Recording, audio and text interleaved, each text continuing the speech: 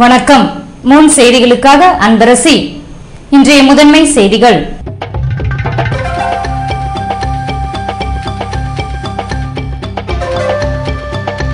சமச்சீர் கல்வியை தொடர உச்சநீதிமன்றம் உத்தரவு.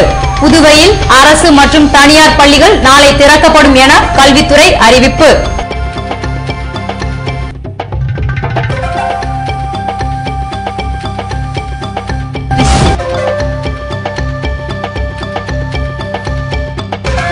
இலவச அரிசி திட்டத்தை செயல்படுத்த முதல்வர் தீவிரம். அரிசி ஆலை உரிமையாளர்களிடம் இந்திய உணவுக் கழகம் மூலம் கொள்முதல் செய்ய முடிவு.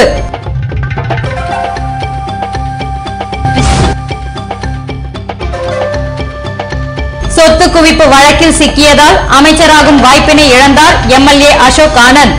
முதல்வரின் பரிந்துரையை நிராகரித்தது உள்துறை. இனி விரிவான செய்திகள்.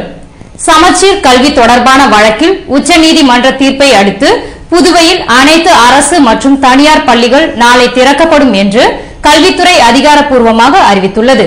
தமிழகம் மற்றும் புதுவையில் சமச்சீர் கல்வியை இந்த ஆண்டு முதல் நடைமுறைக்கு கொண்டுவர கருணாநிதி தலைமையிலான கடந்த கால திமுக ஆட்சியில் நடவடிக்கைகள் மேற்கொள்ளப்பட்டன. இந்நிலையில் தேர்தலுக்கு பின்னர் ஏற்பட்ட ஆட்சி மாற்றத்திற்கு பின்னர் முதல்வராக பதவியேற்ற அதிமுக பொதுச் செயலாளர் ஜெயலலிதா சமச்சீர் கல்வி ரத்து செய்யப்படும் என அறிவித்ததுடன் பள்ளிகள் ஜூன் 15ஆம் தேதி திறக்கப்படும் என்றார். இதனைத் தொடர்ந்து புதுவையிலும் பள்ளிகள் ஜூன் 15ஆம் தேதி திறக்கப்படும் என அறிவிக்கப்பட்டது. இதுபோன்ற சூழ்நிலையில் சென்னை உயர்நீதிமன்றத்தில் தொடரப்பட்ட வழக்கில் சமச்சீர் கல்வியை இந்த ஆண்டு தொடர வேண்டும் என்று உத்தரவு பிறப்பிக்கப்பட்டது. இதனால் அதிர்ச்சியடைந்த தமிழக அரசு உச்சநீதிமன்றத்தில் மேல்முறையீட்டு மனுவினை தாக்கல் செய்தது. இதனை விசாரித்த உச்சநீதிமன்றம் சமச்சீர் கல்வியை 1ஆம் மற்றும் 6ஆம் வகுப்பிற்கு நடத்த வேண்டும் என்றும் மற்ற வகுப்புகளுக்கு சமச்சீர் கல்வியை அமுல்படுத்துவது குறித்து நிபுணர் குழுவினை அமைப்பதாகவும் செவ்வாய்க்கிழமை மாலை தீர்ப்பளித்தது. கடந்த ஆண்டை போன்று சமச்சீர் கல்வியை அமுல்படுத்த உச்சநீதிமன்றம் உத்தரவிட்டுள்ளதால் தமிழகத்தை போன்று புதுவையிலும் அனைத்து அரசு மற்றும் தனியார் பள்ளிகளை நாளை திறக்கப்படும் என கல்வித்துறை அறிவித்துள்ளது.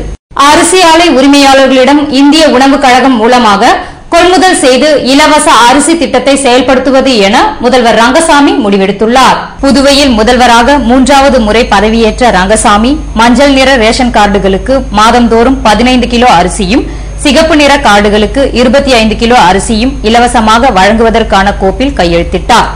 இதனை அடுத்து இலவச அரிசி வழங்கும் திட்டத்தை செயல்படுத்த குடிமைப் பொருள் வழங்குத்துறை தீவிர நடவடிக்கை மேற்கொண்டு வருகிறது. இந்நிலையில் இந்த திட்டம் தொடர்பாக வணிகத்துறை அலுவலகத்தில் அதிகாரிகளுடன் முதல்வர் ரங்கசாமி ஆலோசனை நடத்தினார். இதில் மாவட்ட ஆட்சியர் ராகேஷ் சந்திரா, குடிமைப் பொருள் துறை இயக்குநர் பிரியதர்ஷினி மற்றும் ரைஸ் மில் உரிமையாளர்கள் கலந்து கொண்டனர். கூட்டத்தில் ரேஷன் கார்டுகளுக்கு தரமான அரிசி வழங்குவது, அதனை கொள்முதல் செய்வது, விநியோகம் செய்வது குறித்து ஆலோசிக்கப்பட்டது. இதன் பின்னர் ஏற்கனவே நடைமுறையில் உள்ளது போன்று அரிசி ஆலை உரிமையாளர்களிடம் இந்திய உணவுக் கழகம் மூலமும் கொள்முதல் செய்து இலவச அரிசி வழங்குவது என முடிவெடுக்கப்பட்டது.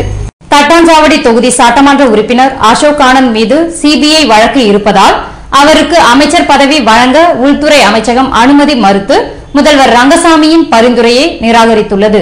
புதுவையில் ரங்கசாமி தலைமையிலான அமைச்சரவை கடந்த வாரம் விரிவாக்கம் செய்யப்பட்ட போது புதிய அமைச்சர்களாக சந்திரகாசு, ராஜவேலு, பன்னீர்செல்வம், கல்யாணசுந்தரம் ஆகியோர் பதவியேற்றனர்.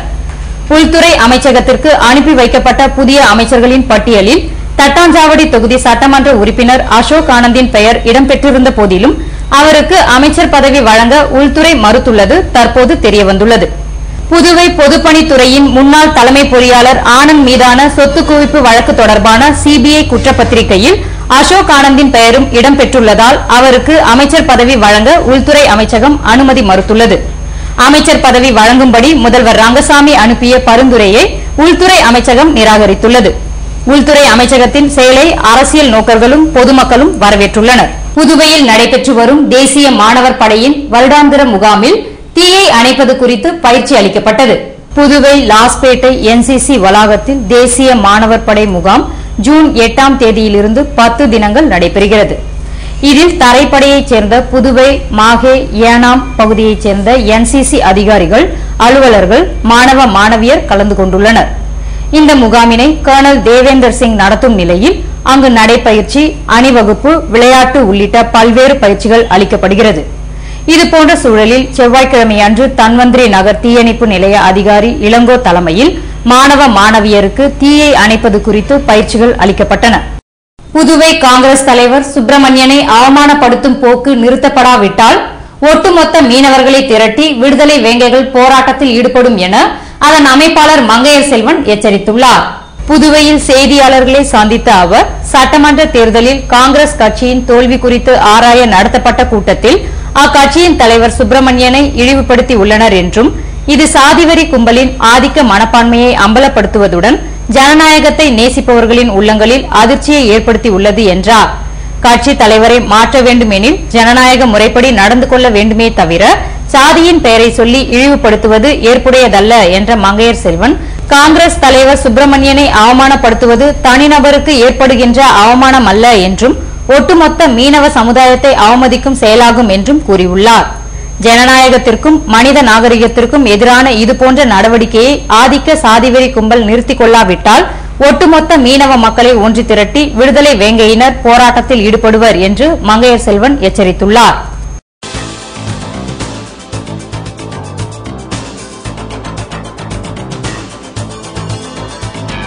மகப்பேறு மருத்துவமனை இடமாற்ற பணிகள் தீவிரம்.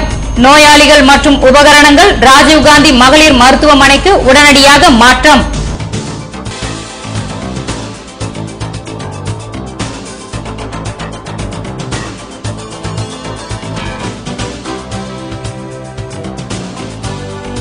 நூற்று 50 காவலர்களுக்கு தலைமை காவலர் பதவி. மாநில உள்துறை அமைச்சகத்தின் உத்தரவால் ஓரிரு வாரங்களில் பதவியேற்கின்றனர். விபரம் விளம்பர இடைவேளைக்கு பிறகு.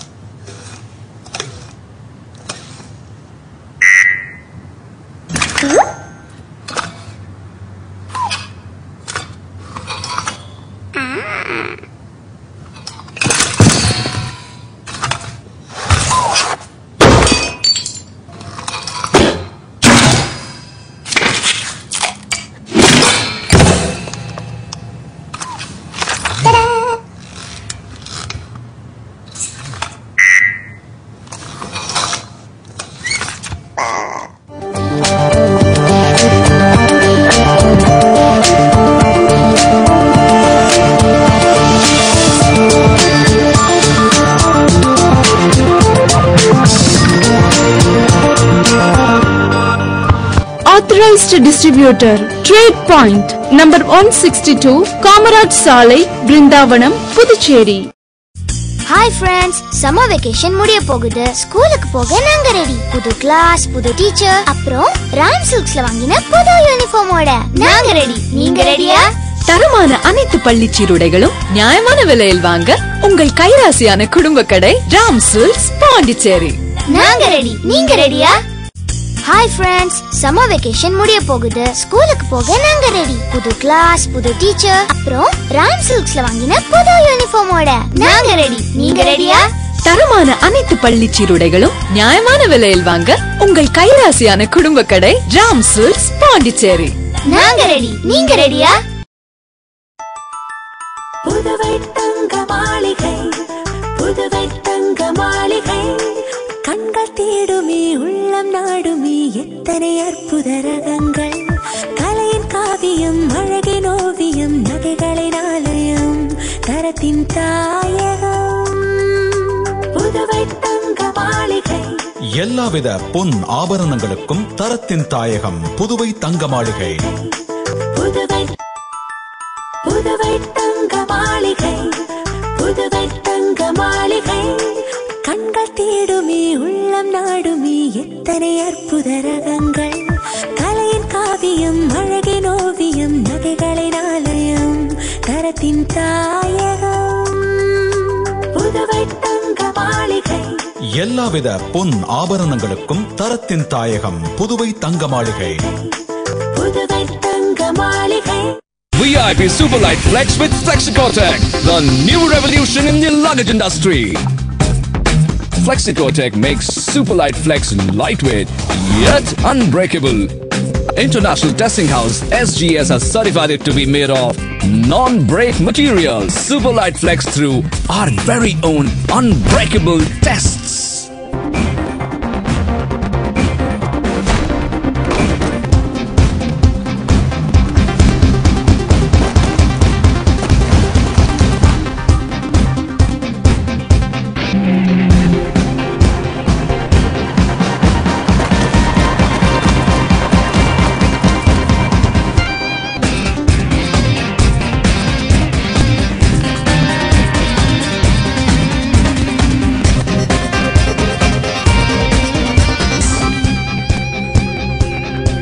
VIP Superlight Flex with Flexicotech, the new revolution in the luggage industry. VIP exclusive showroom 145 Mission Street. Phone 227921.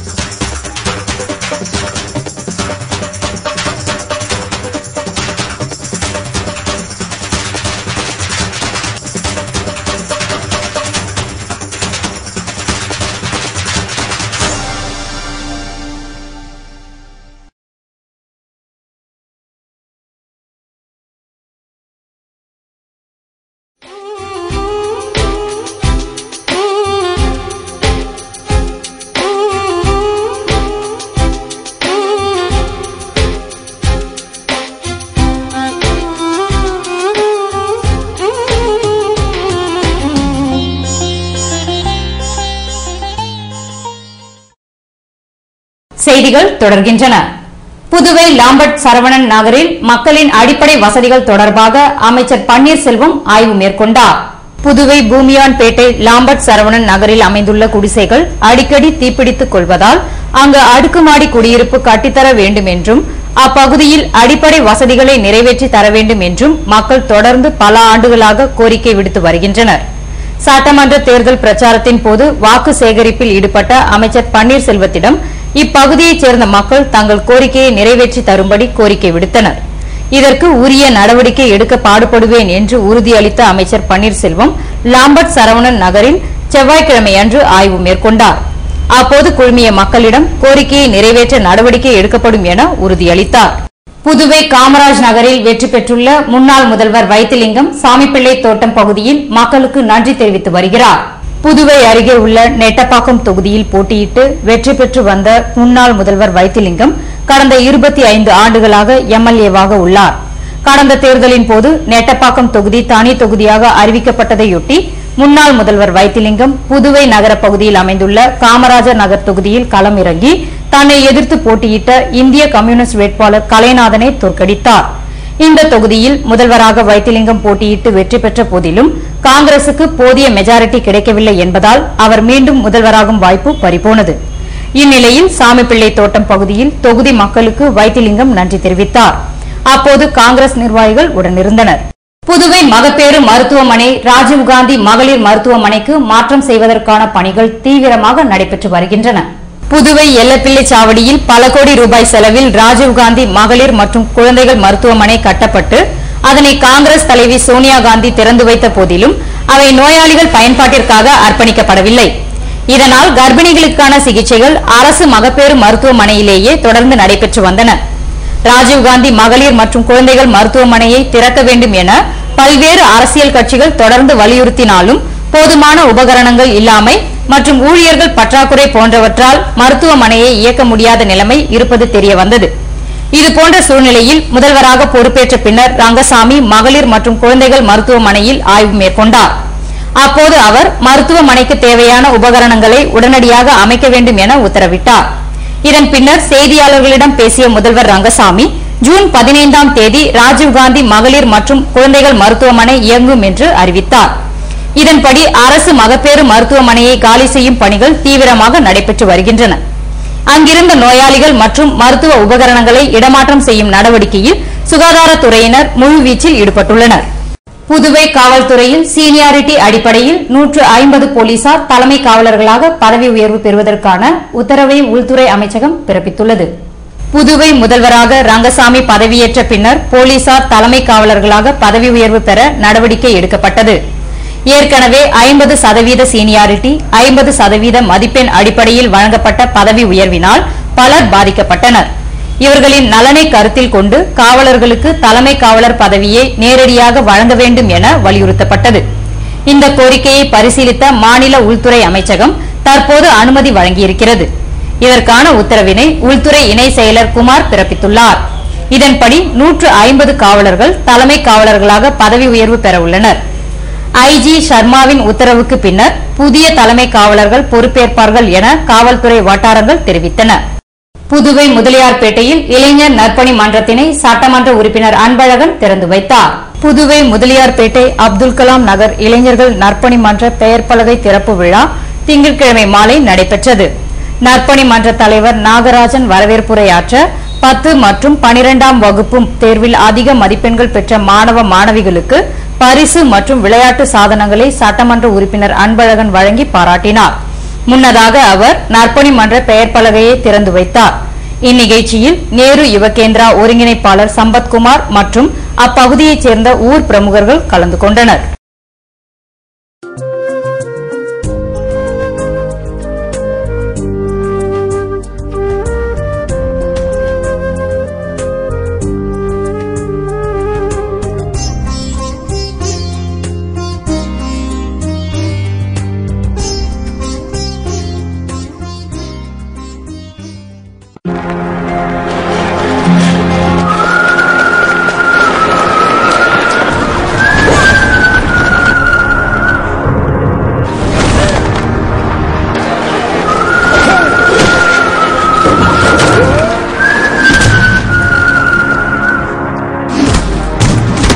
Technology can hold you back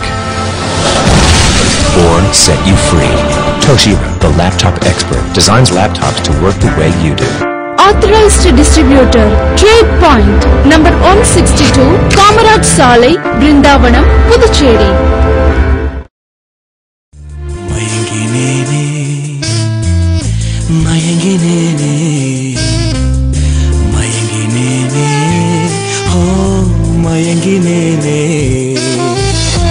அழகான தங்கம் இதுவென்று அதற்கான தருணம் இதுவென்று மயங்கினேனே. ராம் தங்க நகை மாளிகை, புதுச்சேரி.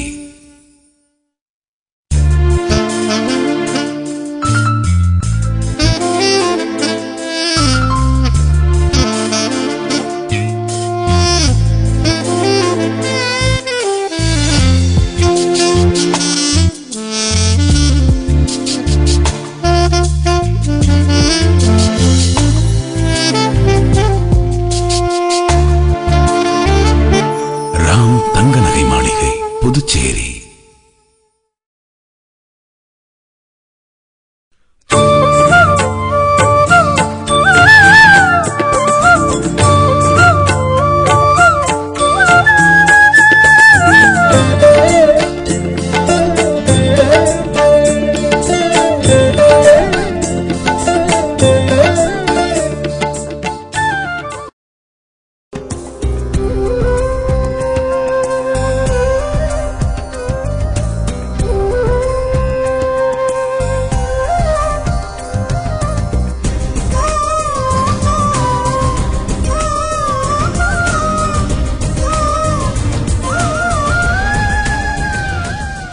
செய்திகள் தொடர்கின்றன. வில்லியனூர் திருக்காமேஸ்வரர் கோவிலில் நடைபெற்ற தீர்த்தவாரி நிகழ்ச்சியில் அப்பகுதியைச் சேர்ந்த மக்கள் கலந்து கொண்டனர். வில்லியனூர் திருக்காமேஸ்வரர் கோவிலில் தீர்த்தவாரியை முன்னிட்டு உற்சவ மூர்த்தியான நடராஜர் மலர்களால் அலங்கரிக்கப்பட்டு தேரடிக்கு கொண்டு செல்லப்பட்டார். அங்கு நடைபெற்ற தீபாராதனைக்கு பின்னர் சந்திரசேகர சுவாமிகளுக்கு மஞ்சள் நீராட்டு விழா நடத்தப்பட்டது. இதன் பின்னர் பஞ்சவ மூர்த்திகள் அலங்கரிக்கப்பட்டு கோவிலை சுற்றி வந்து கோகிலாம்பிகை குளத்தில் சிவாச்சாரியார்கள் வேத மந்திரங்களை ஓதி ஆராட்டினர். இதனைத் தொடர்ந்து திருக்காமேஸ்வரர் உற்சவர் சிலையை சிவாச்சாரியார்கள் கையில் எடுத்துக்கொண்டு மந்திரங்களை ஓதியபடி 3 முறை குளத்தில் மூழ்கி தீர்த்தவாரி செய்தனர். இதனை காண வில்லியனூர் மட்டுமின்றி சுற்றுப்புற கிராமங்களைச் சேர்ந்த பக்தர்கள் கலந்து கொண்டனர். இதேபோன்று சுப்பிரமணிய அவதார வைகாசி விசாகத்தை முன்னிட்டு காலத்தீஸ்வரர் வரதராஜ பெருமாள் கோவிலில் திங்கட்கிழமை அன்று ஊஞ்சல் உற்சவம் நடத்தப்பட்டது. இதில் புதுவையின் பல்வேறு பகுதியைச் சேர்ந்தவர்கள் கலந்து கொண்டு தங்கள் வேண்டுதல்கள் நிறைவேற வேண்டிக் கொண்டனர். இதற்கான ஏற்பாடுகளை கோவில் அறங்காவலர் குழுவினர் செய்திருந்தனர். புதுவை ஆட்டுப்பட்டி புனித அந்தோணியார் ஆலயத்தில் நடைபெற்ற தேர்பவனியில் திரளான பக்தர்கள் கலந்து கொண்டனர். புதுவை ஆட்டுப்பட்டியில் அமைந்துள்ள புனித அந்தோணியார் ஆலயத்தின் ஆண்டு திருவிழா கொடியேற்றத்துடன் கடந்த 10ஆம் தேதி துவங்கியது. இதனையொட்டி மாலை 6 மணிக்கு நடைபெற்ற திருப்பலிக்கு பின்னர் மறை மாவட்ட பொருளாளர் ஜோசப் அருமைசெல்வம் கொடியேற்றி வைத்தார். திருவிழாவில் தொடர்ச்சியாக திங்கட்கிழமை மாலை 6:30 மணிக்கு மறைமாவட்ட முதன்மை குரு அருளானந்தம் தலைமையில் நடந்த திருவிழா திருப்பலிக்கு பின்னர் புனித அந்தோணியாரின் ஆடம்பர தேர்பவனி நடைபெற்றது. இதில் புதுவையின் பல்வேறு பகுதிகளில் இருந்து பக்தர்கள் கலந்து கொண்டனர்.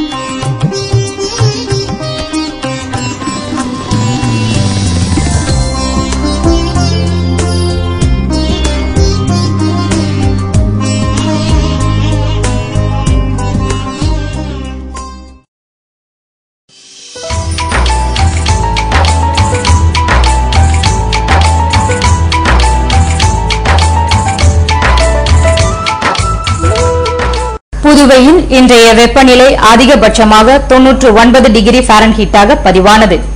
நாளைய வானிலை 96 டிகிரி ஃபாரன்ஹீட்டாக காணப்படும் என்று வானிலை மையம் தெரிவித்துள்ளது.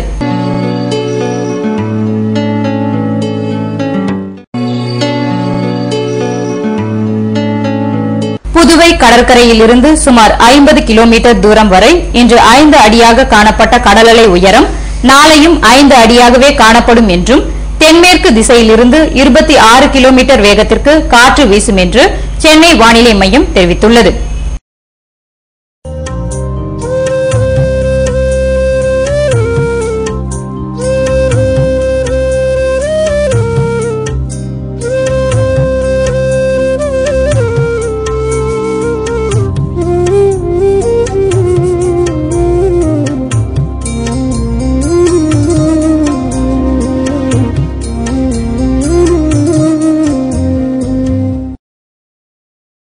மீண்டும் இன்றைய முதன்மை செய்திகள்.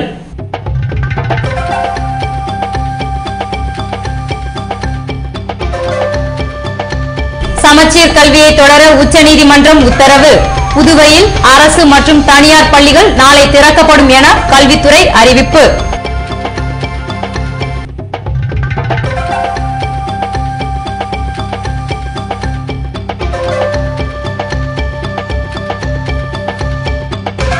இலவச அரிசி திட்டத்தை செயல்படுத்த முதல்வர் தீவிரம். அரிசி ஆலை உரிமையாளர்களிடம் இந்திய உணவுக் கழகம் மூலம் கொள்முதல் செய்ய முடிவு.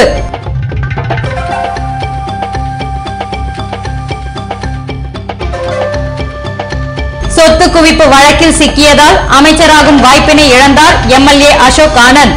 முதல்வரின் பரிந்துரையை நிராகரித்தது உள்துறை. இத்துடன் செய்திகள் நிறைவடைகின்றன. வணக்கம்.